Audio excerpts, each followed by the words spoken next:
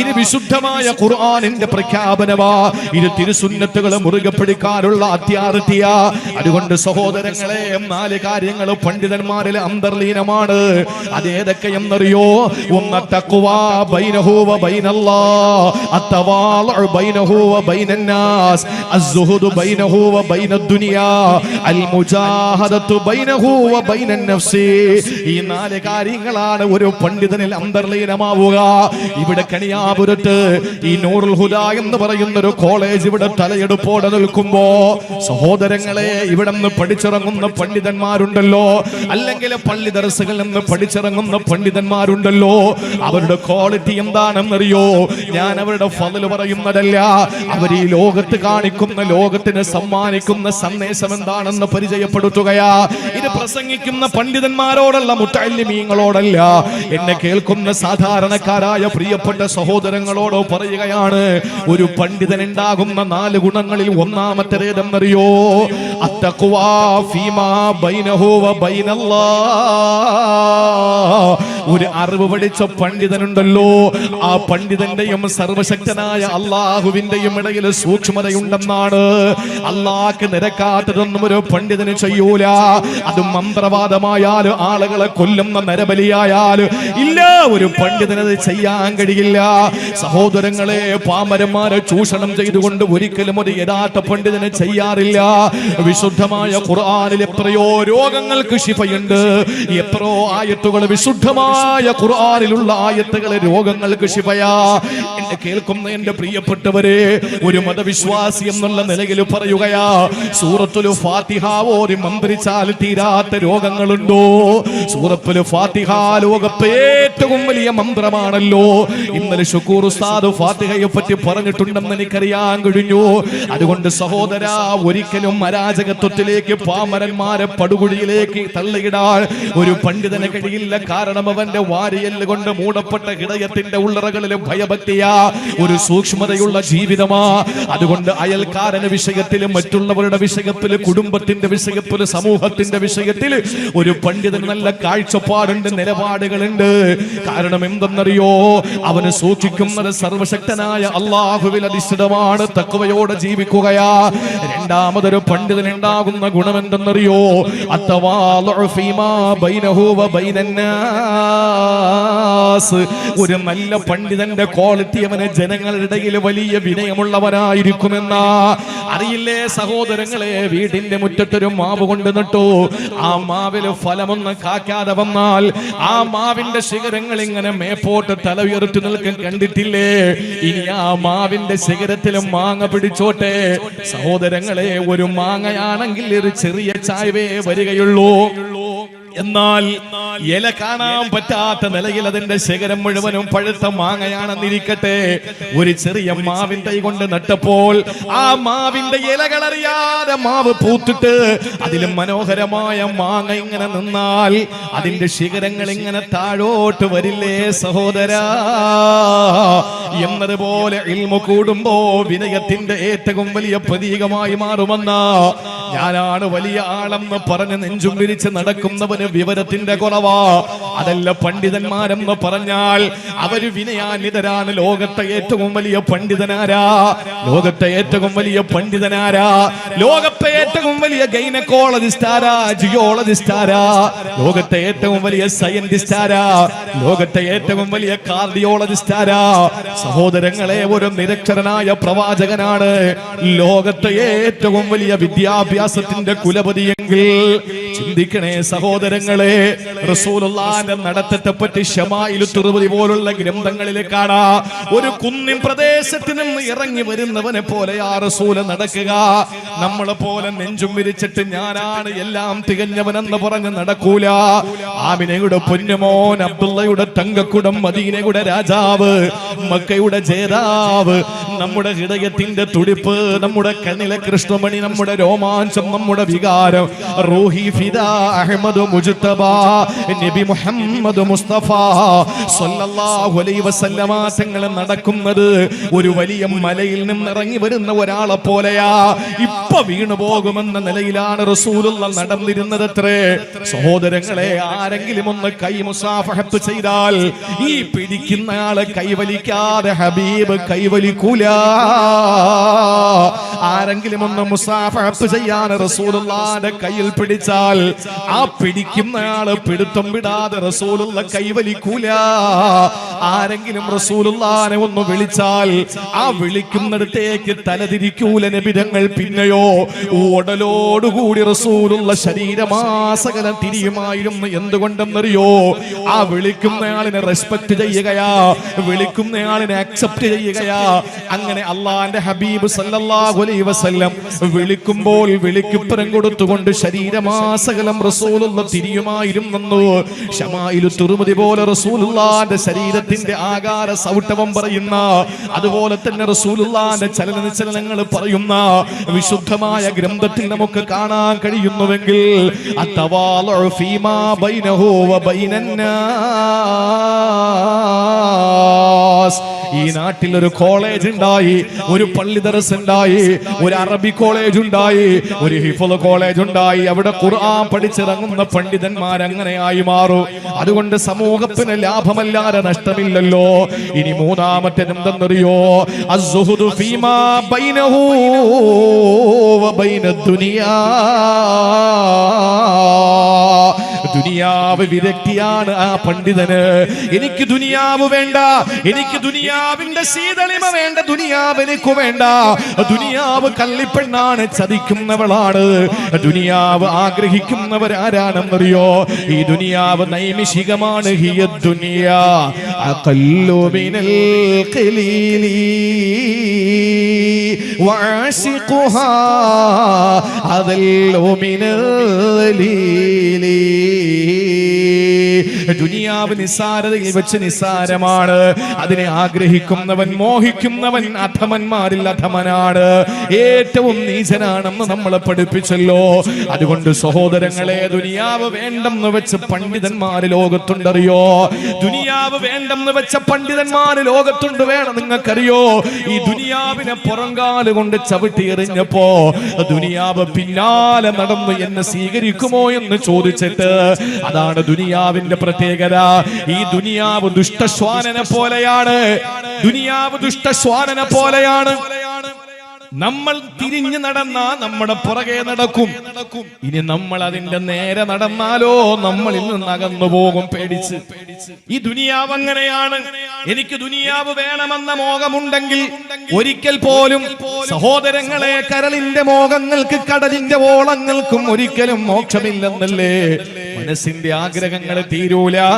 വീണ്ടും വീണ്ടും ദുനിയാവ് വേണമെന്ന് പറയുമ്പോ ദുനിയാവ് ഓടാൻ തുടങ്ങും, ദുനിയാവ് ഓടി അകലാൻ തുടങ്ങും. പക്ഷെ ദുനിയാവ് എനിക്ക് വേണ്ടെന്ന് വെച്ച് നോക്ക്. എനിക്ക് ദുനിയാവ് വേണ്ട, എനിക്ക് ഈ ഭൗതികമായ സങ്കല്പങ്ങൾ വേണ്ട. ഇതൊക്കെ ഒരു നിഴലല്ലേ, ഉറങ്ങിക്കിടക്കുന്നവന്റെ കിനാവല്ലേ എന്ന് പറഞ്ഞിട്ട് തിരികെ നടക്കാൻ നോക്ക്. ദുനിയാവ് പിന്നാലെ വരും, ദുനിയാവ് പിന്നാലെ വരും. എത്ര പണ്ഡിതന്മാരുടെ മുമ്പിലാണ് നിറഞ്ഞിരിക്കുന്ന സദസ്സിൽ മതപ്രസംഗം നടത്തിക്കൊണ്ടിരിക്കുമ്പോ, മതബോധനം നടത്തിക്കൊണ്ടിരിക്കുമ്പോ അവിടെ ഇരിക്കുന്ന പാവപ്പെട്ട ആളുകൾക്കെല്ലാം വസ്ത്രം തുന്നിച്ചേർത്ത വസ്ത്രമാണ്. പ്രഭാഷകന്റെ വസ്ത്രവും അങ്ങനെ തന്നെ. ആ സമയത്ത് കുതിരയുടെ പുറത്തേറിയിട്ട് രാജാവ് കടന്നു വന്നിട്ട് ആ മഹാനായ പണ്ഡിതനോട് ചോദിച്ചു, നിങ്ങൾക്ക് എന്നോട് ചോദിച്ചൂടെ, ഞാൻ നിങ്ങൾക്ക് മാന്യമായ വസ്ത്രം തരൂലേ? ഇപ്പറയും എന്റെ കൊട്ടാരത്തിന്റെ ഓരത്ത് ഇങ്ങനെ ഒരു മതപഠനശാല, ഒരു പാഠശാലയിൽ ഗുരുവും ശിഷ്യന്മാരും തുന്നിച്ചേർത്ത വസ്ത്രങ്ങൾ ധരിച്ചുകൊണ്ട് ഇവിടെ പാഠം നടത്തുന്നു എന്ന് പറയുന്നത് എനിക്ക് നാണക്കേടല്ലേ? ചോദിച്ചൂടെ, ഞാൻ നിങ്ങൾക്ക് തരൂലേ? ആ സമയത്ത് ആ പണ്ഡിതനെ എഴുന്നേറ്റ് ചോദിച്ചതെന്തെന്നറിയോ? രാജാവേ, ഞാനൊരു കാര്യം ചോദിക്കട്ടെ. എന്റെ ദുനിയാവിനെ പറ്റി ഞാൻ അള്ളാനോട് പോലും ചോദിച്ചിട്ടില്ല, പിന്നെയാണോ നിങ്ങളോട് ചോദിക്കുക? ദുനിയാവെന്റെ റബ്ബിനോട് പോലും ഞാൻ ചോദിച്ചിട്ടില്ല, ദുനിയാവെന്റെ നാഥനോട് പോലും, ഈ ദുനിയാവിന്റെ ഖാലിഖായ റബ്ബിനോട് പോലും ഞാൻ ദുനിയാവ് വേണമെന്ന് ചോദിച്ചിട്ടില്ല. പിന്നെയാണോ ഒരു മഖ്ലൂഖായ നിങ്ങളോട് ഞാൻ ചോദിക്കുക, ആഖിറം നിങ്ങൾക്ക് എനിക്ക് തരാൻ പറ്റുമോ? ഇല്ല, എനിക്കതിന് കഴിയില്ല. പിന്നെ ദുനിയാവ് എനിക്ക് വേണ്ട സഹോദരാ, പൊക്കോളൂ എന്ന് പറഞ്ഞു. അത്തവാളുഉ അസ്സുഹുദു ബൈനഹു വ ബൈന ദുനിയാ, ദുനിയാവിൽ നിന്ന് സുഹൃദായി എല്ലാം ഉപേക്ഷിച്ചു കഴിഞ്ഞ ഒരു പണ്ഡിത ശൃംഖലയെ വാർത്തെടുക്കുന്ന കോളേജാണ് നൂറുൽ ഹുദ. അള്ളാഹു മനസ്സിലാക്കാനുള്ള തൗഫീഖ് തരട്ടെ. ഇനി നാലാമതൊരു ഗുണം കൂടിയുണ്ട്, നാലാമതൊരു വിശേഷണം കൂടിയുണ്ട്. അതെന്തെന്നറിയോ? അൽ മുജാഹദതു ഫീമാ ബൈനഹു വ ബൈനൻ നഫ്സി. സ്വന്തം ശരീരത്തോട് സമരം ചെയ്യുന്നവനാണ് പണ്ഡിതൻ. സ്വന്തം ശരീരത്തോട് സമരം ചെയ്യുന്നവനാണ് പണ്ഡിതൻ. നിങ്ങൾ എന്താ കരുതിയത്? ഇപ്പോ നാഴികയ്ക്ക് 40 വട്ടം മുസ്ലിയാക്കന്മാരെ ആക്ഷേപിക്കുന്ന ആളുകളുണ്ടല്ലോ. നമുക്കതിൽ പരാതിയും പരിഭവമൊന്നുമില്ല. ഈ ഒരു നാട്ടിലൊരു മഹല്ലിൽ ഏറ്റവും കൂടുതൽ ചീത്തവിളി കേൾക്കുന്നതും ഏറ്റവും കൂടുതൽ വിമർശന വിധേയരാകുന്നതും 2 കൂട്ടം ആളുകളാണ്. ഒന്ന് മഹല്ല് പരിപാലകര്, 2 മഹല്ല് സേവകരായ പ്രിയപ്പെട്ട ഉലമാക്കൾ. ശരിയല്ലേ? ഇവർക്ക് 2 കൂട്ടർക്കുള്ള ലാഭം ഇതാണ്. ഇവർക്ക് 2 കൂട്ടർക്കുള്ള ലാഭം ഇതാണ്.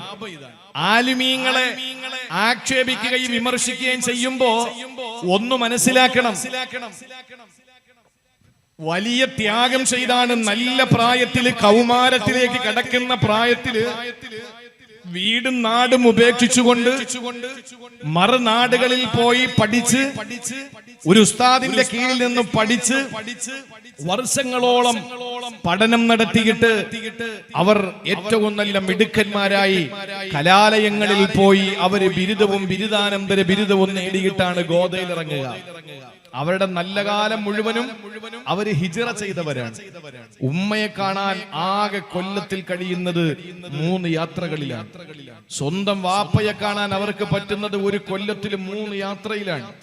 ഒന്ന് പരിശുദ്ധമായ ബലിപെരുന്നാളിന്റെ ഒരു ലീവ് വരും, മറ്റൊന്നൊരു നിബിദിനത്തിനൊരു ലീവ് വരും, മറ്റൊന്ന് പരിശുദ്ധ റമളാനിന്റെ ഒരു ലീവ്.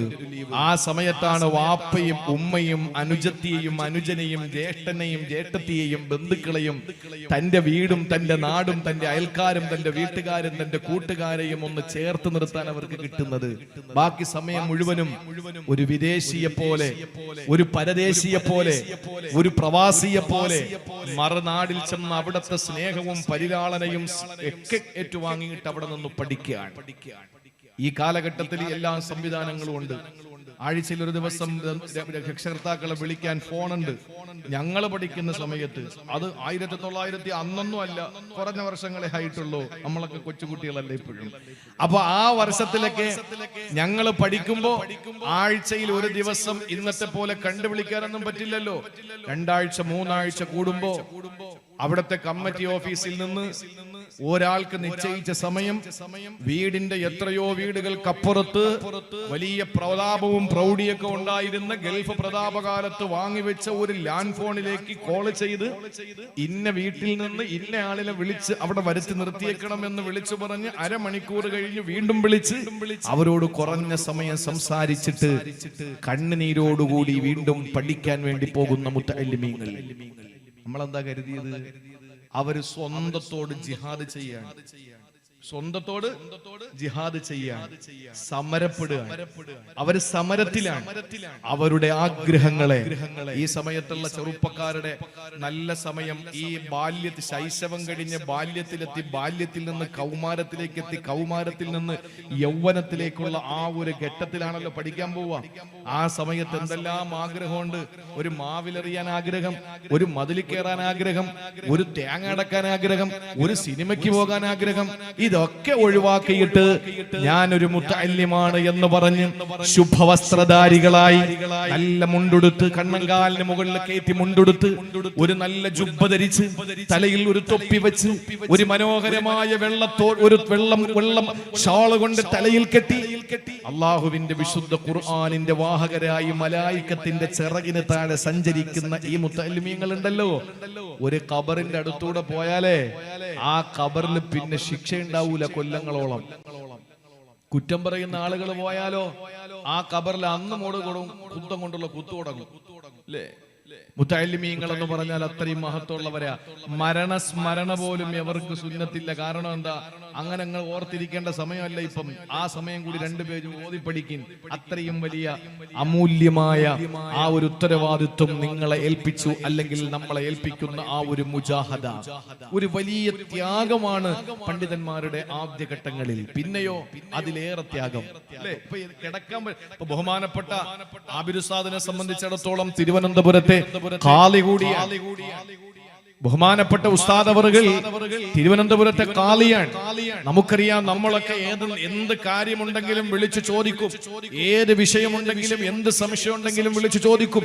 പക്ഷേ ചില ദിവസങ്ങളിൽ മിനിറ്റുകളോളം മണിക്കൂറുകളോളം ബിസിയായിരിക്കും ആളുകൾ വിളിച്ച് സംശയങ്ങൾ ചോദിക്കുക. കാരണം ഒരു പണ്ഡിതനെ സംബന്ധിച്ചിടത്തോളം കിടന്ന് മൂടിപ്പുറച്ച് ഉറങ്ങാൻ പറ്റില്ല. കാരണം സമൂഹത്തിന്റെ സ്പന്ദനങ്ങൾ, സമൂഹത്തിന്റെ ഗതിവിഗതികളൊക്കെ മനസ്സിലാക്കേണ്ടത്. അതുകൊണ്ടാണ് ഇവിടുത്തെ ഈ സ്ഥാപനത്തിൽ നിന്ന് പഠിച്ചിറങ്ങുന്ന ഒരു കുട്ടിയെ സംബന്ധിച്ചിടത്തോളം നിങ്ങൾക്കൊരു നഷ്ടവുമില്ല. ഞാൻ ഈ പറയുന്നത് നാട്ടുകാർ കേൾക്കുന്നെങ്കിൽ എനിക്കറിയില്ല ആരാ നാട്ടുകാര്, ആരാ വീട്ടുകാര്, ഈ കുട്ടികളുടെ രക്ഷകർത്താക്കളാര്, ഇതൊന്നും എനിക്കറിയില്ല. പക്ഷേ ഒന്നെനിക്കറിയാം, എന്റെ പ്രിയപ്പെട്ട സഹോദരങ്ങളെ, നിങ്ങളുടെ പ്രിയപ്പെട്ട പൊന്നുമക്കൾ നിങ്ങളുടെ ജീവിതത്തിന്റെ ഏറ്റവും വലിയ ഒരു അള്ളാഹു നിങ്ങളെ ഏൽപ്പിച്ച അമാനത്താണ്. ആ അമാനത്തായ മക്കളെ ഒരിക്കൽ പോലും അൽഹംദുലില്ലാ മോശമായ നിലയിൽ ഇന്നിപ്പോ കഞ്ചാവിനും ഒക്കെ അടിമകളായി മക്കൾ മാറുമ്പോൾ, നിങ്ങളുടെ മക്കള്, നമ്മുടെയൊക്കെ ഇതേ പ്രായത്തിലുള്ള മക്കളുടെ കയ്യിൽ കഞ്ചാവാണ്. പക്ഷെ നിങ്ങളുടെ മക്കളുടെ കയ്യിൽ എന്താണ്? വിശുദ്ധ ഖുർആൻ. ഇതിനപ്പുറം എന്താ ആദരവ നിങ്ങൾക്ക് വേണ്ടത്? സ്വർഗത്തിന്റെ കിരീടമൊക്കെ അവിടെ ഇരിക്കട്ടെ, സ്വർഗത്തിന്റെ താജൊക്കെ അവിടെ ഇരിക്കട്ടെ. ദുനിയാവിൽ തന്നെ അള്ളാഹു നിങ്ങൾക്ക് ഇത്രയും വലിയ സൗഭാഗ്യം തന്നു. അള്ളാഹു മനസ്സിലാക്കാനുള്ള തൗഫീക്ക് നൽകി അനുഗ്രഹിക്കുമാറാവട്ടെ. അതുകൊണ്ട് സഹോദരങ്ങളെ, തന്റെ പ്രിയപ്പെട്ട പൊന്നുമോൻ, ആ പൊന്നുമോനോട് ഉപദേശം കൊടുത്തുകൊണ്ട് ലുഖ്മാനുൽ ഹകീം റളിയല്ലാഹു തആല അൻഹു പറഞ്ഞതെന്നറിയോ? ലുഖ്മാനുൽ ഹകീം റളിയല്ലാഹു തആല അൻഹു തന്റെ പൊന്നുമോനെ ഉപദേശിക്കുകയാണ്. പൊന്നുമോനെ, ഇദാ റഅയ്ത ഖൗമൻ യദ്കുറൂനല്ലാഹ് ഫജ്ലിസ് മഅഹും ഇൻ തകുൻ ആലിമൻ യൻഫഉക ഇൽമുക വഇൻ തകു ജാഹിലാ യുഅല്ലിമൂ. മോനെ, നീ പോകുന്ന സമയത്ത്, നീ ഒരു വഴിയെ നടന്നു പോകുമ്പോൾ ആ സ്ഥലത്ത് അള്ളാഹിനെ പറ്റി പറയുന്ന ഒരു സംഘത്തെ നീ കണ്ടുമുട്ടിയാൽ, അള്ളാഹുവിനെ പറ്റി വാചാലമാകുന്ന ഒരു സദസ്സിൽ നീ എത്തിച്ചേർന്നാൽ, നീ അവിടെ പോയൊന്നിരിക്കണേ പൊന്നുമോനെ. കാരണം നീ ഒരു ആലിമാണെങ്കിൽ നിന്റെ ഇൽമ് അവിടെ നിനക്ക് പ്രയോജനം ചെയ്യും. നിന്റെ ഇൽമ് അവിടെ വിളമ്പിക്കൊടുക്കാൻ പറ്റും. ഇനി അഥവാ നീ ഒരു ആലിമല്ല, നീ ഒരു ജാഹിലാണെങ്കിലോ യുഅല്ലിമൂക, അവരിൽ നിന്ന് നിനക്ക് അറിവ് പഠിക്കാൻ കഴിയും. പക്ഷേ പൊന്നുമോനെ, വഇദാ റഅയ്ത ഖൗമൻ ലാ യദ്കുറൂനല്ലാഹ്, അള്ളാനെ പറ്റി പറയാത്ത ഒരു സദസ് കണ്ടാൽ അവിടെ നീ ഇരിക്കരുത്. അള്ളാനെ പറ്റി പറയാത്ത ഒരു സദസ് കണ്ടാൽ നീ അവിടെ ഇരിക്കരുത്. എന്തുകൊണ്ടാണ്? ഇൻ തകുൻ ആലിമൻ, നീ ഒരു പണ്ഡിതനാണെങ്കിൽ ലാ യൻഫഉക ഇൽമുക, അവരുടെ മുന്നിൽ നിന്റെ ഇൽമിന് യാതൊരു പ്രയോജനവുമില്ലടാ. അവരോട് നീ എന്ത് പറഞ്ഞിട്ട് കാര്യമില്ല പൊന്നുമോനെ, ഒരു കാര്യവുമില്ല. ഇനി നീ ജാഹിലാണെങ്കിലോ സാദൂക ഗയ്യാ, അവര് നിന്നെ വീണ്ടും വഴികേടിലേക്ക് കൊണ്ടുപോകും, ഒരു സംശയമില്ല. അതുകൊണ്ട് പൊന്നുമോനെ, നീ അള്ളാഹുവിനെ പറ്റി പറയുന്ന, അവന്റെ പരിശുദ്ധമായ തൗഹീദിന്റെ സാക്ഷികളാകുന്ന പണ്ഡിതന്മാരുടെ അടുത്ത് നീ ഓരം ചേർന്നിരിക്കണമെന്ന് ലുഖ്മാനുൽ ഹകീം റളിയല്ലാഹു അൻഹു പഠിപ്പിക്കുകയാണ്. അള്ളാഹു അങ്ങനത്തെ ഒരു സദസ്സും അങ്ങനത്തെ ഒരു പ്രസ്ഥാനവുമാക്കി ഇതിനെ മാറ്റി അനുഗ്രഹിക്കുമാറാവട്ടെ. ധാരാളം പ്രസ്ഥാനങ്ങളുണ്ട്, ഇഷ്ടംപോലെ കോളേജുകളുണ്ട്, അത് നല്ലതാണ്. പക്ഷെ ഞാൻ പറയുന്നത്, ഈ സമൂഹത്തിന് ഇപ്പോ ഒരുപാട് അഭാവങ്ങളുണ്ട്. പണ്ഡിതന്മാരുടെ അഭാവം വലിയ നികത്താനാകാത്തൊരു വിടവാണത്. പണ്ഡിതന്മാർ വളരെ കുറഞ്ഞുകൊണ്ടിരിക്കുകയാണ്. ദീനി ബോധമുള്ള, മതകാര്യങ്ങൾ ഇടപെടുന്ന, പഠിക്കാൻ തൽപരരായ ആളുകൾ വളരെ കുറഞ്ഞുകൊണ്ടിരിക്കുന്ന ഒരു കാലം. അതുകൊണ്ട് എന്റെ പ്രിയപ്പെട്ട സഹോദരങ്ങളെ, ഞാൻ ഒരു കാര്യം കൂടി അരമണിക്കൂറിന്റെ ഉള്ളിൽ പറഞ്ഞുകൊണ്ട്, ഇനി എനിക്ക് 25 മിനിറ്റ് ആണ് എനിക്കിനി അവശേഷിക്കുന്നത്. ഞാൻ അത്രയും നീട്ടിക്കൊണ്ടു പോകില്ല. ബഹുമാനപ്പെട്ട നമ്മുടെയൊക്കെ ബഹുമാനായ ഉസ്താദ്, മഹാനായ ആബിദ് ഉസ്താദ് അവറുകളുടെ നസീഹത്തും ദുആയും നമുക്ക് ഈ വേദിയിൽ ഇനിയുണ്ട്. അതുകൊണ്ട് തന്നെ ഇൻഷാ അല്ലാഹ് അതുപോലെ നമ്മുടെ കുട്ടികളുടെ വളരെ പ്രധാനപ്പെട്ട ചില പരിപാടികൾ കൂടി ഇനി അവരുടെ ചില സമ്മാനങ്ങൾ കൊടുക്കാനും ആദരിക്കാനും ഒക്കെ ഉള്ളതുകൊണ്ട് ഞാൻ ദീർഘമായി നീട്ടിക്കൊണ്ടു പോകുന്നില്ല. നമ്മുടെ മക്കളെ പഠിപ്പിക്കാൻ നമ്മൾ തയ്യാറാവുക. സന്ദേശമായി എനിക്ക് തരാനുള്ളത് അതാണ്. ഖുർആൻ ഒരിക്കലും നമ്മുടെ പ്രിയപ്പെട്ട മക്കളിൽ നിന്ന് അകന്നു പോകാതെ നമ്മൾ നമ്മുടെ മക്കളെ കാത്തു സൂക്ഷിക്കുക. അള്ളാഹു അതിന് തൗഫീഖ് നൽകി അനുഗ്രഹിക്കുമാറാവട്ടെ. അള്ളാഹു നമുക്ക് ആ ഒരു നിലയിൽ നമ്മുടെ പ്രിയപ്പെട്ട പൊന്നുമക്കളെ നല്ല നിലയിൽ വളർത്തിക്കൊണ്ടുവരാൻ അള്ളാഹു തൗഫീഖ് നൽകി അനുഗ്രഹിക്കുമാറാവട്ടെ. നല്ല അകക്കണ്ണുള്ള പണ്ഡിതന്മാരാക്കി വളർത്തണം. അബൂ ഹനീഫ റളിയല്ലാഹു തആല അൻഹു ഒരു ദിവസം കൂഫയിലെ ഒരു പള്ളിയിൽ ഒളു എടുത്തുകൊണ്ട് നിൽക്കാൻ, ഉണ്ണിയപ്പത്തി വീണു പോകാതെ അങ്ങോട്ട് കേട്ടോളെ. കൂഫയിൽ മഹാനായ അബൂ ഹനീഫത്തുൽ കൂഫി നുഅ്മാനി റളിയല്ലാഹു തആല അൻഹു ഒളു എടുത്തോണ്ട് നിൽക്കുമ്പോ തൊട്ടടുത്തൊരു ചെറുപ്പക്കാരൻ വന്ന് ഒളു എടുക്കാൻ. ഇങ്ങനെയുള്ള പണ്ഡിതന്മാരുണ്ടോന്ന് നിങ്ങൾ ചിന്തിക്കും. അബൂ ഹനീഫ റളിയല്ലാഹു അൻഹു ഒരു മദ്ഹബിന്റെ ഇമാമാണ്, ഒരു വലിയ മഹാസാഗരമാണ് പാണ്ഡിത്യത്തിന്റെ. മഹാനവറുകൾ ഒളു ചെയ്യുന്നതിന്റെ തൊട്ടടുത്തൊരു ചെറുപ്പക്കാരെ ഒളുവെടുത്തു. ഒളുവെടുത്ത് അവന്റെ കയ്യിൽ നിന്ന് വെള്ളം ഇറ്റിറ്റ് വീഴുന്നത് കണ്ട അബൂ ഹനീഫ റളിയല്ലാഹു അൻഹു ഒളുവെടുത്ത് കഴിഞ്ഞപ്പോ അവനെ അടുത്തേക്ക് വിളിച്ചിട്ട് പറഞ്ഞു, മോനെ, മാതാപിതാക്കളെ ഉപദ്രവിക്കരുത് കേട്ടാ. മാതാപിതാക്കളെ ഒരിക്കലും നീ ഉപദ്രവിക്കരുത്. മാതാപിതാക്കളോട് കരുണ കാണിക്കണം കേട്ടാ. ആ മകൻ ഞെട്ടിപ്പോയി. സംബീതനായ ആ പ്രിയപ്പെട്ട മകനോട് ചോദിച്ചു, മോനെ, മാതാപിതാക്കളെ ഉപദ്രവിക്കുമ്പോ നിനക്ക് വലിയ പാപമാണ് അല്ലാഹു തരിക. അത് വലിയ പാപമാണ്, ശിക്ഷയാണ് നിനക്ക് അല്ലാഹു തരിക. മഹാനവറുകളോട് ചോദിച്ചു, എങ്ങനെ മനസ്സിലായി നിങ്ങൾക്ക് ഞാൻ മാതാപിതാക്കളെ ഉപദ്രവിക്കുമെന്ന്? അബൂ ഹനീഫത്തുൽ കൂഫി റളിയല്ലാഹു അൻഹു പറഞ്ഞത്, നീ എടുത്ത വളു, ആ വളുഇന്റെ വെള്ളത്തിന്റെ തുള്ളികളിൽ പാപത്തിന്റെ കറകൾ ഇറ്റ് വീഴുന്നത് ഞാൻ കണ്ടപ്പോ എനിക്ക് മനസ്സിലായി. ആ പാപത്തിന്റെ കറകൾ ആ വെള്ളത്തിന്റെ തുള്ളിയോടൊപ്പം നിലത്തു വീഴുമ്പോൾ നീ മാതാപിതാക്കളെ ഉപദ്രവിക്കുന്നതിൽ എനിക്ക് ദർശിക്കാൻ കഴിഞ്ഞു. അകക്കണ്ണുകൊണ്ട് കാണാനുള്ള പാണ്ഡിത്യത്തിന്റെ ഏറ്റവും വലിയ സൗഭാഗ്യം അല്ലാഹു കൊടുത്ത മഹാൻ. എന്തുകൊണ്ട് നമ്മുടെ മക്കളെ പഠിപ്പിച്ചുകൂടാ? എന്തുകൊണ്ട് നമ്മുടെ പ്രിയപ്പെട്ട മക്കളെ പഠിപ്പിച്ചുകൂടാ? ഞാൻ ആദ്യമായി നിങ്ങളോട് പറഞ്ഞത്, അള്ളാഹുവിന്റെ പരിശുദ്ധമായ തൗഹീദിന്റെ സാക്ഷികളായി, പ്രചാരകരായി പണ്ഡിതന്മാരെ ഇവിടുന്ന് വാർത്തെടുക്കുകയാണ്. ചുരുങ്ങിയ വാക്കുകളിൽ പറയാൻ, രണ്ടാമത്തേത് അള്ളാഹുവിന്റെ വിശുദ്ധമായ ഖുർആൻ പറയുന്ന സൂറത്തുൽ ഫാത്തിറിൽ, ഇന്നമാ യഖ്ശല്ലാഹ മിൻ ഇബാദിഹിൽ ഉലമാ. അള്ളാഹുവിന്റെ അടിമകളിൽ, അള്ളാഹുവിന്റെ ദാസന്മാരിൽ അള്ളാഹുവിനെ ഭയപ്പെടുന്നത് ഉലമാക്കൾ മാത്രമാണ്. അവര് മാത്രമാണ്. അറിയുമല്ലോ, ഇന്നമ വന്നാൽ അതിന്റെ താലിയിൽ ഹസ്റിനെ ഫായിദ വെപ്പിക്കും എന്ന് പറഞ്ഞാൽ ഇന്നമയ്ക്ക് ശേഷമുള്ളതിനാണ് ബന്ധമെന്ന്. ഇന്നമാ യഖ്ശല്ലാഹ മിൻ ഇബാദിഹിൽ ഉലമാ. നിശ്ചയമായും അള്ളാഹുവിന്റെ ദാസന്മാരില് അള്ളാഹുവിനെ ഭയപ്പെടുന്നത് ഉലമാക്കള് മാത്രമാണ്. നിങ്ങൾക്കറിയോ പ്രിയപ്പെട്ട സഹോദരങ്ങളെ, ഞാൻ ആദ്യമേ പറഞ്ഞു തുടങ്ങിയത് അബൂ ഹനീഫ ഇമാമിന്റെ കഥയായതുകൊണ്ട് ഇമാം അബൂ ഹനീഫയെ ഞാൻ ഒന്നുകൂടി നിങ്ങളുടെ മുന്നിലൊന്ന് പരിചയപ്പെടുത്താം. സഈദ് റളിയല്ലാഹു തആല അൻഹു പറയുകയാണ്, ഒരിക്കൽ മഹാനായ ഇമാം അബൂ ഹനീഫത്തുൽ കൂഫി റളിയല്ലാഹു തആല അൻഹു ഇശാ നമസ്കാരം കഴിഞ്ഞ് കൂഫയിലെ പള്ളിയിൽ ഇരിക്കുമ്പോൾ എല്ലാവരും അവിടെ നിന്ന് പിരിഞ്ഞുപോയി. എല്ലാവരും പോയി എന്ന് മനസ്സിലാക്കിയപ്പോൾ അബൂ ഹനീഫ റളിയല്ലാഹു തആല അൻഹു നമസ്കാരത്തിന് വേണ്ടി കൈകെട്ടുകയാ. മഹാനായ സഈദ് റളിയല്ലാഹു അൻഹു പറയുകയാണ്, ഞാൻ അവിടെ തന്നെ മാറി നിന്ന് കർട്ടന്റെ പിന്നിലായി. എന്തേ, എനിക്കൊരു സംശയം ചോദിക്കാനുണ്ട് അബൂ ഹനീഫയോട്. ആ ചോദ്യം ഒന്ന് ചോദിച്ചിട്ട് ഞാൻ പോകാമെന്ന് കരുതിയിട്ട് ഞാൻ മാറി നിൽക്കുമ്പോൾ മഹാനായ അബൂ ഹനീഫ റളിയല്ലാഹു അൻഹു കൈകെട്ടുകയാ. അങ്ങനെ കൈകെട്ടിയിട്ട് നമസ്കാരത്തിൽ വിശുദ്ധമായ ഖുർആനിന്റെ ആയത്തോതുകയാണ്. ഫമന്നല്ലാഹു അലൈനാ വവഖാനാ അദാബസ്സമൂ. അല്ലാഹു നമുക്ക് നിഅമത്ത് ചൊരിഞ്ഞിരിക്കുകയാ, അല്ലാഹു നമ്മെ അനുഗ്രഹിച്ചിരിക്കുകയാ. വവഖാനാ അദാബസ്സമൂ, അല്ലാഹു തീക്കാറ്റിൽ നിന്ന് നമ്മളെ രക്ഷപ്പെടുത്തിയിരിക്കുകയാ. ഈ ആയത്ത് റസൂൽ മഹാനായ അബൂ ഹനീഫ റളിയല്ലാഹു അൻഹു നിസ്കാരത്തിൽ ഇങ്ങനെ ഓതുകയാ.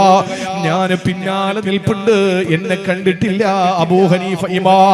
ഞാൻ എന്തിനാണ് അവിടെ നിന്നതെന്നറിയോ? എനിക്കൊരു സംശയം ചോദിച്ചിട്ട് പോകാനാ. പക്ഷെ എല്ലാവരും പള്ളിയിൽ നിന്ന് പിരിഞ്ഞു പോയെന്ന് ബോധ്യം വന്നപ്പോൾ മഹാനവറുകളുടെ നമസ്കാരത്തിൽ ഈ ആയത്തോതിയിട്ട് എവിടം വരെയാണ്? ഞാൻ കരുതി 1 മണിക്കൂർ കൊണ്ട് തീരുമെന്ന്. ഇല്ല, രാത്രിയുടെ 1-ാം യാമം കഴിഞ്ഞു, 2-ാം യാമം കഴിഞ്ഞു, 3-ാം യാമം കഴിഞ്ഞു. അതാ സുബഹി നമസ്കാരത്തിന്റെ ബാങ്ക് കേൾക്കുകയാ. ആ സുബഹിന്റെ ബാങ്ക് കേൾക്കുന്നത് വരെ നമസ്കാരത്തിൽ നിന്നുകൊണ്ട് ഓതുകയാ. ഫമന്നല്ലാഹു അലൈനാ വവഖാനാ അദാബസ്സമൂ. അല്ലാഹു നിഅമത്തുകൾ ചൊരിഞ്ഞു തന്നിരിക്കുകയാ നമുക്ക്. അത് ഹിദായത്ത് എന്ന ഈമാൻ എന്ന ഇസ്തിഖാമത്ത് എന്ന ഇഖ്ലാസ് എന്ന നിഅമത്താണ്. അതാണ് മിന്നത്തുകളിൽ ഏറ്റവും വലിയ മിന്നത്ത്. അല്ലാഹു നമ്മളെ തീക്കാറ്റേറ്റ് നമ്മൾ നശിച്ചു പോകാതെ ആഖിറത്തിൽ അല്ലാഹു കാത്തു. ഈ ആയത്തോതിയിട്ട് സുബ്ഹി നമസ്കാരം വരെ അബൂ ഹനീഫ റളിയല്ലാഹു അൻഹു ഫാദിരാ നമസ്കാരം നീട്ടിക്കൊണ്ടുപോവുകയാ. അവരങ്ങനെയാണ് പ്രിയപ്പെട്ടവരെ. ഖുർആൻ എന്ന് പറഞ്ഞാൽ അവർക്ക് ലഹരിയാ, ഖുർആൻ എന്ന് പറഞ്ഞാൽ അവർക്ക് വല്ലാത്തൊരു അനുഭൂതിയാ. അതുകൊണ്ടാണല്ലോ ചരിത്രത്തിലെ വിശുദ്ധമായ ഖുർആൻ കഅബ ശരീഫിന്റെ അകത്തളങ്ങളിലിരുന്ന് ഓതി തീർത്ത 4 പേരേ ഉള്ളൂ. ഖുർആൻ കഅബാലയത്തിന്റെ അകത്തിരുന്ന്, കഅബ ശരീഫിനകത്തിരുന്ന് ഖുർആൻ ആദ്യം മുതൽ അവസാനം വരെ ഖത്മ ചെയ്ത 4 പേരേ ഉള്ളൂ ചരിത്രത്തില്. ഒന്നാമത്തേത് സയ്യിദുനാ ഉസ്മാൻ ഇബ്നു അഫ്ഫാൻ റളിയല്ലാഹു അൻഹു, രണ്ടാമത്തേത് മഹാനായ തമീമുദ്ദാരി റളിയല്ലാഹു അൻഹു, മൂന്നാമത്തേതോ സഈദ് ഇബ്നു ജുബൈർ റളിയല്ലാഹു അൻഹു, നാലാമത്തേതാരെന്നറിയോ?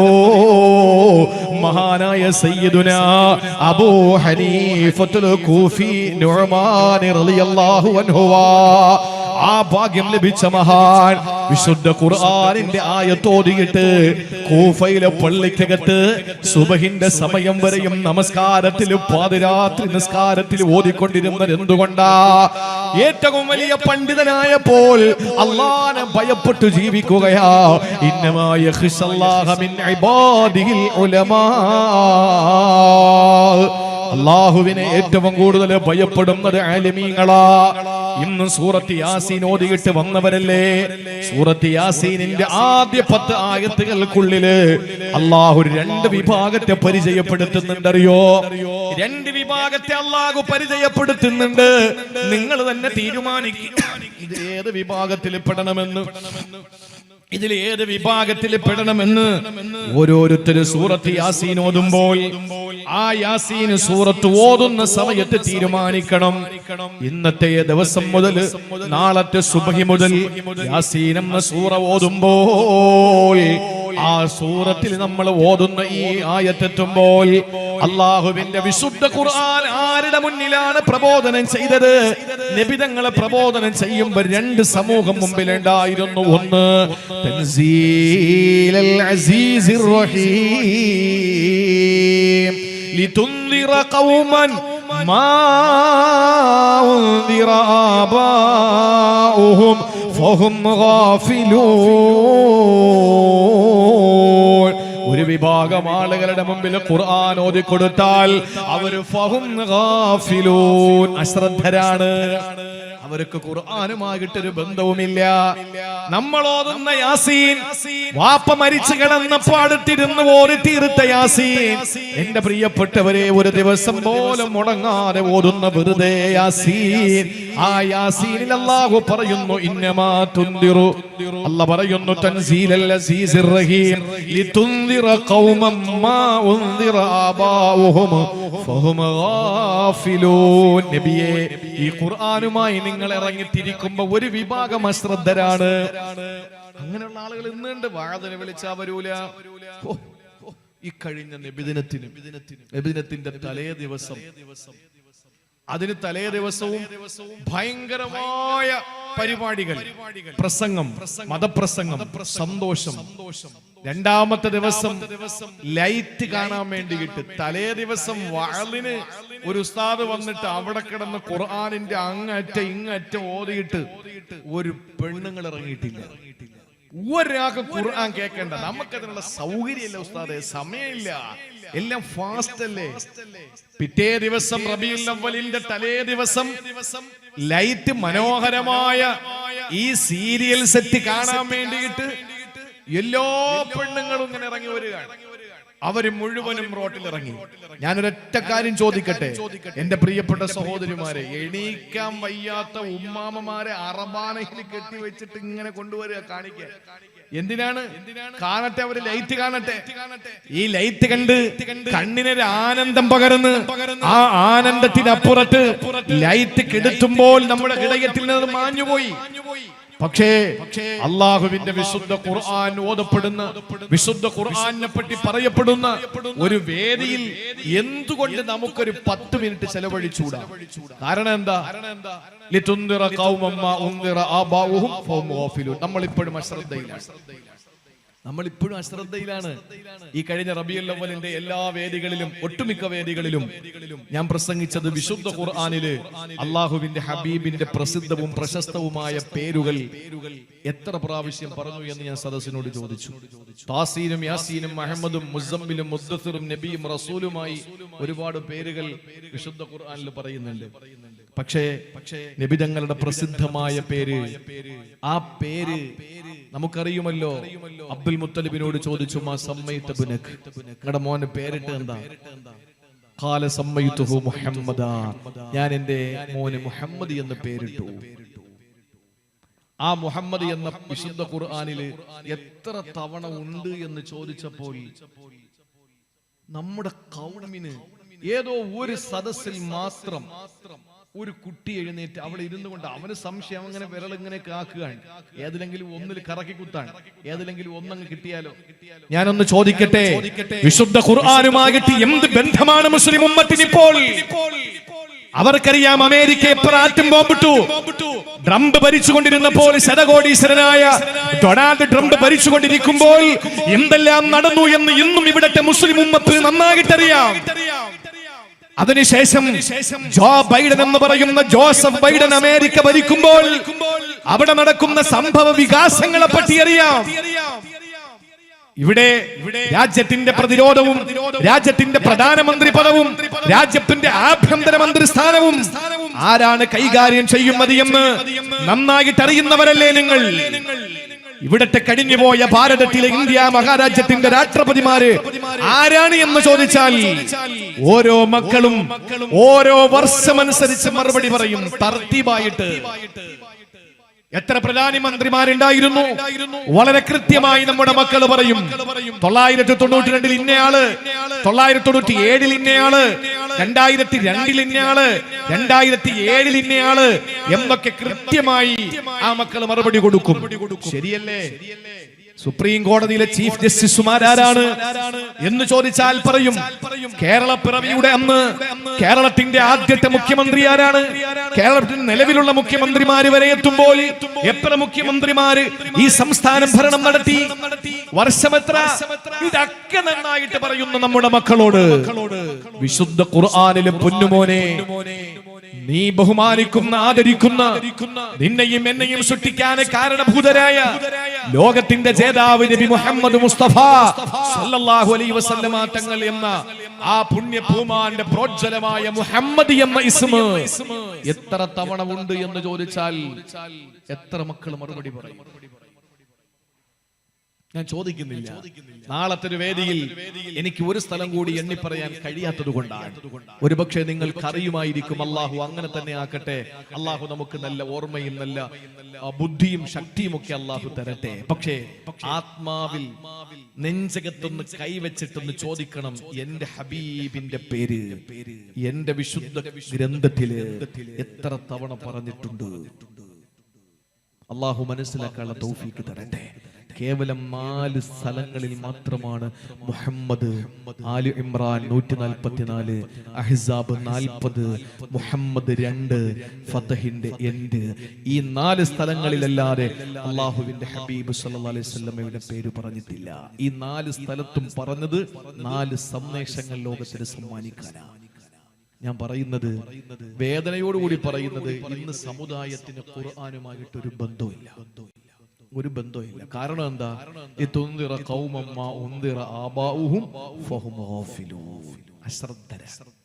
സമയമില്ല, അവർക്ക് സമയമില്ല. എന്നാൽ യാസീനിൽ തന്നെ പറയുന്നുണ്ട്, ഒരു വിഭാഗം ആളുകൾ, ഓ പ്രവാചകരേ, മക്കയിലേക്ക് മദീനയിലേക്ക് നിങ്ങൾ കടന്നു പോകുമ്പോൾ നിങ്ങളെ വിശുദ്ധ ഖുർആനിന്റെ ആയത്തുകൾ കേൾക്കുന്ന ഒരു സമൂഹം വേറെയുണ്ട്. അതേതെന്നറിയോ? ഇന്നമാ തുൻദിറു മനിത്തബഅ ദിക്റ വഖശിയർ റഹ്മാന ബിൽ ഗൈബ് ഫബശ്ശിറുഹു ബിമഗ്ഫിറതി വഅജ്രിൻ കരീം. അതൊരു വിഭാഗമുണ്ട് നബിയെ. അതാരാ?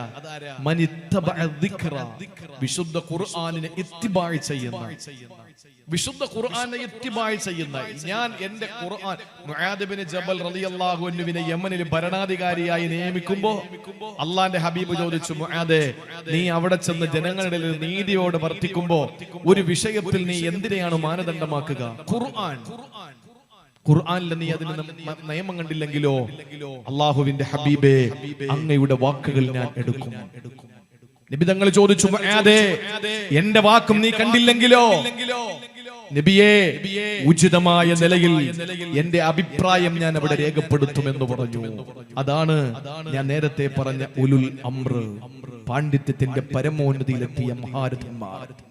അവർ അല്ലാഹുവിനെ ഭയപ്പെടുന്നവരാണ്, അല്ലാഹുവിനെ സൂക്ഷിക്കുന്നവരാണ്. അതുകൊണ്ട് ഖുർആനിനെ ഉൾക്കൊള്ളുന്ന ഒരു വിഭാഗം, ഒന്ന് ഖുർആനിനെ പിൻപറ്റുന്നവരാണ്. രണ്ടാമത്തേത് ഖശിയർ റഹ്മാൻ ബിൽ ഗൈബ്, അദൃശ്യമായി അല്ലാഹുവിനെ ഭയപ്പെടുന്നവൻ. ആരെയും കാണിക്കണ്ട, നമ്മളൊക്കെ അദൃശ്യമായതിനെ വിശ്വസിക്കുന്നവരാണ്. ഇവിടെ ആരും അല്ലാഹുവിനെ കണ്ടിട്ട് ആരാധിച്ചവരല്ല ഇവിടെ ഇരിക്കുന്നവര്. ആരും ഒരു പ്രവാചകനെ ഇതുവരെ കണ്ടിട്ടില്ല. ആരും ഇന്നുവരെ ഒരു ഖബർ കണ്ടിട്ടില്ല. കണ്ടോ? ഖബർ കണ്ടവരാരാ ഇതില്? ഖബർ കണ്ടവരാരുണ്ട്? എന്റെ പ്രിയപ്പെട്ട സഹോദരങ്ങളെ, നിങ്ങൾ ആരും ഖബർ കണ്ടിട്ടില്ലേ? ഖബർ കണ്ടവരുണ്ടോ ഇവിടെ? കണ്ടിട്ടില്ല എന്ന് ഞാൻ പറയും. അങ്ങനെ നിങ്ങൾ കണ്ടതാണ് ഖബർ എങ്കിൽ, വാപ്പ മരിച്ചു കിടക്കുമ്പോൾ ഈ ഒരു ഹാലജന്റെ ലൈറ്റ് വാങ്ങിക്കൊണ്ടിട്ടാ പോരെ? വാപ്പയുടെ ഖബർ പ്രകാശിക്കൂലേ? ഒരു ചെറിയ ബൾബിന്റെ ഒരു ചെറിയ വെട്ടം മാത്രം പോരെ വാപ്പയുടെ ഖബർ പ്രകാശിക്കാൻ? 3 ദിവസം കഴിഞ്ഞിട്ട് ഖബർ കുഴിച്ചു നോക്ക്. നമ്മൾ എന്താ കേട്ടത്? മലക്ക് കുന്തം കൊണ്ട് കുത്തും, ഇടതുഭാഗത്ത് നരകത്തിന്റെ കവാടം തുറക്കും, ഇല്ലെങ്കിൽ സ്വർഗത്തിന്റെ മലർവാടി തുറക്കും. ഇതൊന്നും ഉണ്ടാവൂല. നമ്മൾ തുറന്നു നോക്കുമ്പോ 3 ദിവസം കഴിഞ്ഞാണെങ്കിൽ കണ്ണ് രണ്ടിരിക്കുന്ന ഭാഗത്ത് 2 ഗുഹ, 40 ദിവസം കഴിഞ്ഞാണെങ്കിൽ വയറു പൊട്ടിക്കിട്ട് രൂക്ഷമായ ദുർഗന്ധം. ഇതല്ലാതെ ഖബറിനകത്തൊന്നും കാണൂല.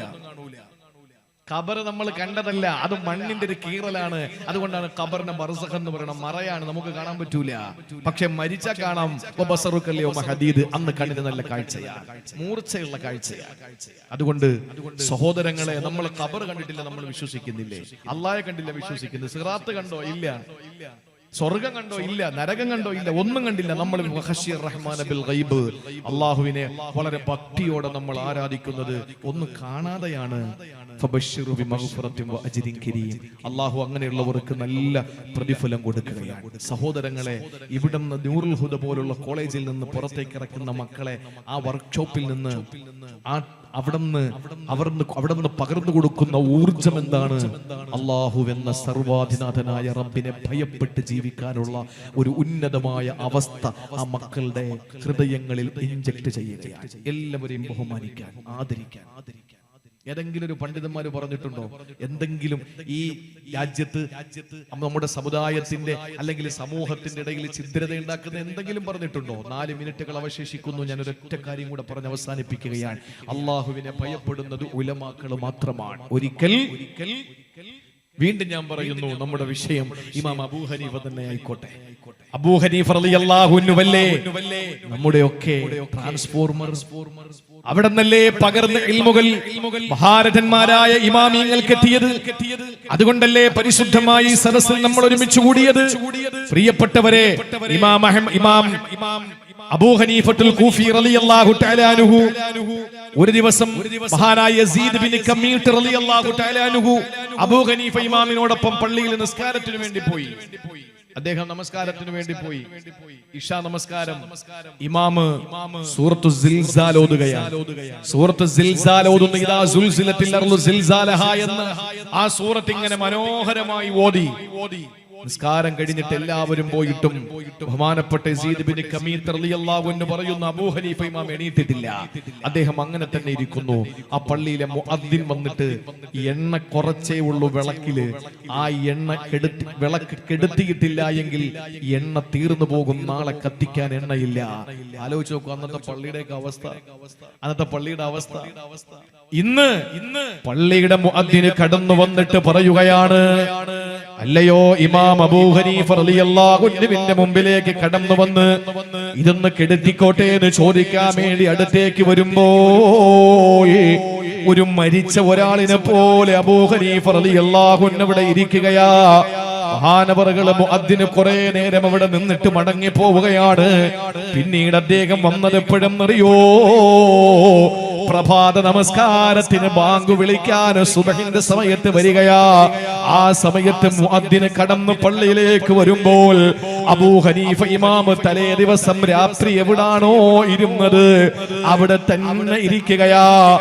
എന്ത് കാരണമെന്നറിയോ? അന്ന് ഇശാ നമസ്കാരത്തിന് ഇമാം ഓതിയ സൂറത്ത് ഇദാ സുൽസിലത്തിൽ അർളു സിൽസാലഹാ. ഈ ഭൂമി കിടുകിടാ വിറച്ചു കഴിഞ്ഞാൽ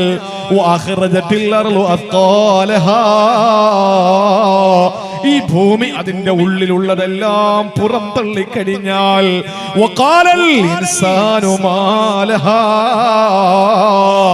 ജനങ്ങൾ ചോദിക്കും, എന്തു പറ്റി ഭൂമിക്ക്? നമ്മൾ ചോദിച്ചിട്ടില്ലേ പ്രളയം വന്നപ്പോൾ എന്താ പറ്റിയത്? ചോദിച്ചില്ലേ സുനാമി വന്നപ്പോൾ എന്താ പറ്റിയത്? അതുപോലെ നമ്മൾ ചോദിക്കുമ്പോ ഖാലൽ ഇൻസാനു മാലഹാ യൗമൈദിൻ തുഹദ്ദിസു അഖ്ബാറഹാ. അന്ന് പറയും മോളെ, യൗമൈദിൻ തുഹദ്ദിസു അഖ്ബാറഹാ, ഭൂമി എന്ന് കണക്കുകൾ നിരത്തും മോളെ. ഈ ഭൂമി എന്ന് പറയുന്ന അള്ളാഹുവിന്റെ പരിശുദ്ധമായ ഈ ദീനനുസരിച്ച് ജീവിക്കാൻ ഏറ്റവും നല്ല കൃഷിയിടമായി അള്ളാഹു നമുക്ക് നൽകിയ ഈ ഭൂമി വിളിച്ചു പറയുന്നു എന്താ? യൗമൈദിൻ തുഹദ്ദിസു അഖ്ബാറഹാ ബിഅന്ന റബ്ബക ഔഹാലഹാ. അള്ളാഹു അനുവാദം കൊടുത്തിട്ട് അള്ളാഹു അറിയിച്ചു കൊടുത്തതനുസരിച്ച് ഭൂമി ഇവിടെ നടന്ന മുഴുവനും പറയുകയാ. ഈ അടുത്ത സമയത്ത് നമ്മൾ കണ്ടില്ലേ, ഒരുത്തൻ എത്രയോ ശവശരീരങ്ങളെ കുഴിച്ചിട്ടോ. അത് പറയുന്നത് ശരിയാണോ തെറ്റാണോ നമുക്കറിയില്ല. മാധ്യമങ്ങൾ പറയുന്നതേ നമുക്കറിയോ, പോലീസ് പറയുന്നതേ നമുക്കറിയോ. അത് ശരിയാണോ തെറ്റാണോ നമുക്കതറിയില്ല. ശരിയാണെങ്കിലും തെറ്റാണെങ്കിലും നമുക്കൊരേ ഒരു നിലപാടേ ഉള്ളൂ, ഒരാളെയും ഉപദ്രവിക്കാൻ പാടില്ല. അത് തെറ്റ് തന്നെയാണ്, ഒരു സംശയം അക്കാര്യത്തിലില്ല. പക്ഷേ കുഴിച്ചിടപ്പെട്ട ഓരോ അസ്ഥികളും കുഴിച്ചെടുക്കുന്നു. എന്റെ പ്രിയപ്പെട്ടവരെ, ലോകാവസാനത്തിന്റെ അടയാളമായി നശീകരണായുധത്തിൽ ഇസ്രാഫീൽ എന്ന മലക്ക് ഊതുന്ന സമയത്ത് ആരും ഒരു അസ്ഥിയും വാരണ്ട. യൗമഇദിൻ തുഹദ്ദിസു അഖ്ബാറഹാ. ഈ ഭൂമി ഇതിനകത്തുള്ളതെല്ലാം വിളിച്ചു പറയുകയാ. ഇങ്ങനെ പറഞ്ഞ് അവസാനം എത്തുന്നത് എവിടെയാണ്? ഫമൻ യഅമൽ മിസ്ഖാല ദർറത്തിൻ ഖൈറാ. ഒരു അണുമണി തൂക്കമൊരാൾ നന്മ ചെയ്താൽ യറഹു അവന് കാണുന്നതാ. വമൻ യഅമൽ മിസ്ഖാല ദർറത്തിൻ ശർറാ, ഒരു ഡോട്ട് ഒരു ചെറിയ അളവൊരാള് തിന്മ ചെയ്താൽ യറഹോ നാളെ പരലോകത്തവനത് കണ്ടുമുട്ടുക തന്നെ ചെയ്യും, സംശയമില്ല. ഇമാം അബൂ ഹനീഫ തങ്ങളുടെ ചാരത്ത് വന്ന് സുബഹി നമസ്കാരത്തിന്റെ സമയത്ത് മുഅദ്ദിന് വരുമ്പോൾ അല്ലാ മുഅദ്ദിന് കരുതിയത് ഏതാനും നിമിഷങ്ങൾ കഴിയുമ്പോൾ എണ്ണയില്ലാത്ത വിളക്ക് കെട്ടുപോകുമെന്നാ. സുബഹിന്റെ സമയം വരെയും കപ്പിയിട്ട വിളക്ക് കെട്ടിട്ടില്ല, ആ വിളക്ക് കെട്ടുപോയിട്ടില്ല. രാത്രി എവിടാണോ അബൂ ഹനീഫ ഇമാം ഇരുന്നത് അവിടെ തന്നെ ഇരിക്കുന്നു. എന്നിട്ട് സൂറത്തു സിൽസാൽ ഇശാക്ക് ഓതുന്നത് കേട്ടപ്പോൾ മനസ്സ് തകർന്നു പോയ അബൂ ഹനീഫ ഇമാം തകർന്ന് തന്റെ ഹൃദയ ഭിത്തികൾ പൊട്ടിപ്പോകുമാർ അല്ലാഹുവിനെ ഭയപ്പെട്ടുകൊണ്ട് അവിടെ ഇരുന്നിട്ട് ഓതുകയാണ്. വമൻ യഅമൽ മിസ്ഖാല ദർറത്തിൻ ഖൈറൻ യറാ വമൻ യഅമൽ മിസ്ഖാല ദർറത്തിൻ ശർറൻ യറാ. അല്ലാഹുവേ, ഈ പാവം നുഅ്മാനെ നീ കാക്കണേ അല്ലാ, ഈ പാവം അബൂ ഹനീഫയെ നീ കാക്കണേ അല്ലാ എന്ന് പറഞ്ഞിട്ട് അവിടെ തന്നെ ഇരുന്ന് പൊട്ടി പൊട്ടി കരയുന്ന അബൂ ഹനീഫ ഇമാമിന്റെ ചാരത്ത് മുഅദ്ദിൻ ചെന്നിട്ട് പതുക്കെ ഒന്ന് തട്ടി. ആ മേലിൽ ഒരു ചെറിയ തട്ട് കൊടുത്തപ്പോൾ അബൂ ഹനീഫ ഇമാം സ്ഥലകാല ബോധം വീണ്ടെടുത്തിട്ട് ചോദിക്കുന്നു, വിളക്കണയ്ക്കാൻ സമയമായോ? വിളക്കണയ്ക്കാൻ സമയമായോ? പാതിരാത്രി ആയിട്ടേ ഉള്ളൂ എന്ന് അബൂ ഹനീഫ ഇമാമിന്റെ മനസ്സ് പറയുന്നു. മുഅദ്ദിൻ പറഞ്ഞു, തങ്ങളെ പ്രഭാതത്തിന് ബാങ്ക് കൊടുത്തു, നിങ്ങൾ കേട്ടില്ലേ? പ്രഭാതത്തിന് ബാങ്ക് കൊടുത്തു, കേട്ടില്ലേ? അബൂ ഹനീഫ ഇമാം ഇതൊന്നും അറിയുന്നില്ല. മനസ്സ് മുഴുവനും സൂറത്തു സിൽസാല, ഹൃദയം മുഴുവനും സൂറയാ. വിശുദ്ധ ഖുർആൻ തലേ ദിവസം ഇമാം നിന്ന ഇമാമിന്റെ ഓതൽ കേട്ടപ്പോൾ ഹൃദയത്തിന്റെ ഭിത്തികളെ തകർക്കുമാർ അല്ലാഹുവിനെ ഭയപ്പെട്ട ഒരു പണ്ഡിതൻ. സഹോദരങ്ങളെ, അതാണ് അല്ലാഹ് പറഞ്ഞത്, ഇന്നമാ യഖ്ശല്ലാഹ മിൻ ഇബാദിഹിൽ ഉലമാ. അള്ളാഹുവിനെ ഭയപ്പെടുന്ന ഒരു സമൂഹത്തെ വാർത്തെടുക്കുന്ന ഒരു, അല്ലെങ്കിൽ അള്ളാഹുവിനെ ഭയപ്പെടുന്ന ഒരു സമൂഹത്തിന് ജന്മം നൽകുന്ന പ്രക്രിയയുടെ പേരാണ് പാണ്ഡിത്യം, അല്ലെങ്കിൽ പണ്ഡിത പ്രസ്ഥാനങ്ങൾ, അല്ലെങ്കിൽ അറബിക് കോളേജുകൾ. അൽഹംദുലില്ലാഹ്, നിങ്ങൾ ആ വിഷയത്തിൽ വളരെ സന്തോഷവാന്മാരാകണം, വളരെ ആനന്ദത്തിലാകണം നിങ്ങൾ. കാരണം നിങ്ങൾക്കൊരിക്കലും നഷ്ടമില്ല. ഈ പരിശുദ്ധമായ നമ്മുടെ ഈ സ്ഥാപനം അൽഹംദുലില്ലാഹ് ഇവിടെ നിലനിൽക്കുന്നിടത്തോളം കാലം ഒരു വലിയ മുസീബത്തിൽ നിന്ന് അല്ലാഹു നമ്മളെ സംരക്ഷിക്കും. ഒരു വലിയ രക്ഷാ കവചമാണ്. അല്ലാഹു തൗഫീഖ് തരട്ടെ.